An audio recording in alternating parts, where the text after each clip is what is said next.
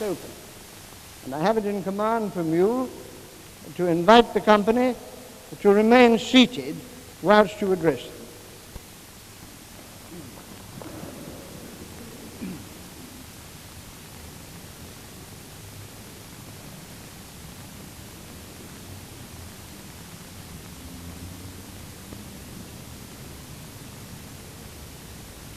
It gives me great pleasure to be able to attend the opening of the 46th Conference of the Inter-Parliamentary Union, and I extend a warm welcome to the representatives of national parliaments from all over the world.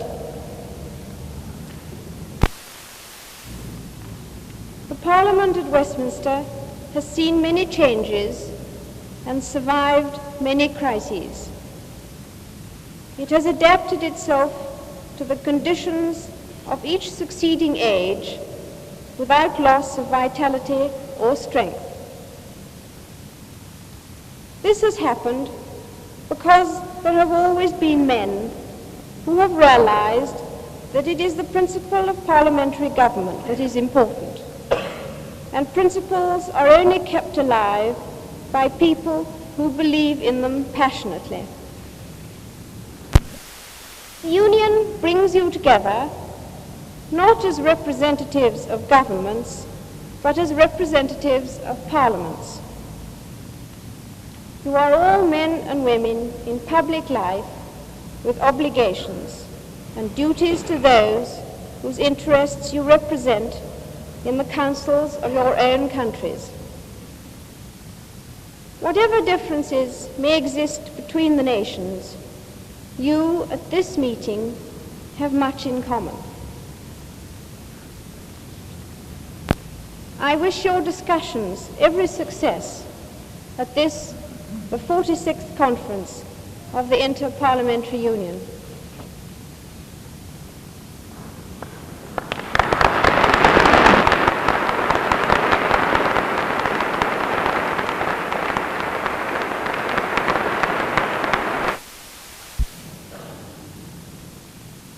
Your Majesty, Mr. President, Your Royal Highness, Your Excellencies, my lords, ladies and gentlemen. It falls to me, and it is a very great privilege, to offer to Your Majesty, in the name of this distinguished and representative gathering, our sincere thanks for so graciously consenting to open our conference. In addition, on the manner in which you have performed this ceremony. As reminded us, we are assembled in an ancient building, hallowed as the very birth of our parliamentary institutions. And these have been developing with many changes during many centuries.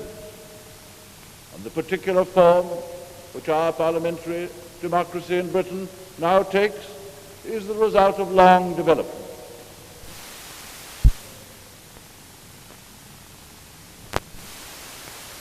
I assure you,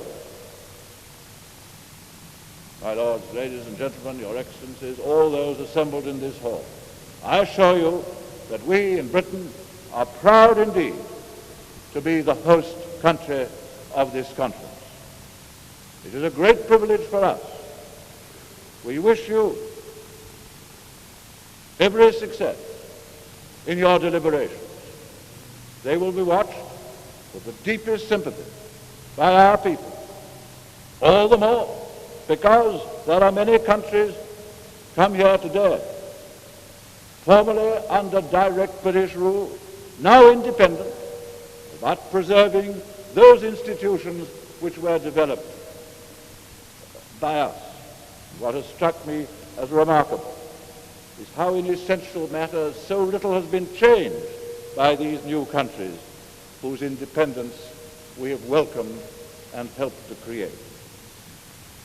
Their institutions are based upon the same democratic rights and rule of law as we cherish, and it is with a particular sense of satisfaction that we welcome the representatives of these newly independent countries to our home today. To all, therefore, in the name of the British government and Parliament, I hope I may be allowed to say, we bid you welcome. We wish you Godspeed in your work, full success in your endeavors, and may you be inspired by this conference to strengthen and develop parliamentary institutions throughout the world.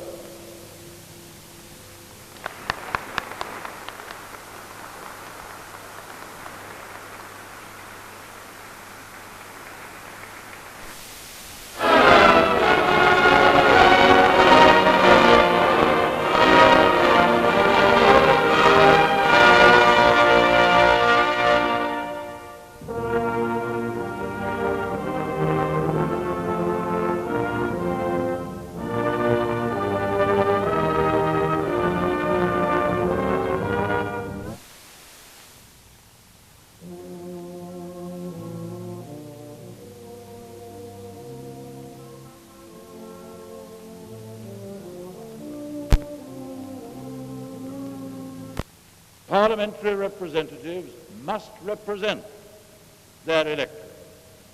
They must not be the creations of some outside body. They must be individuals and not ciphers, free men and not nominees. They must have the right of free speech and free criticism. Whatever their powers may be at any given time in the development of a country, Parliament and executive must be separate and living institutions with their own sense of responsibility and their own rights and duties.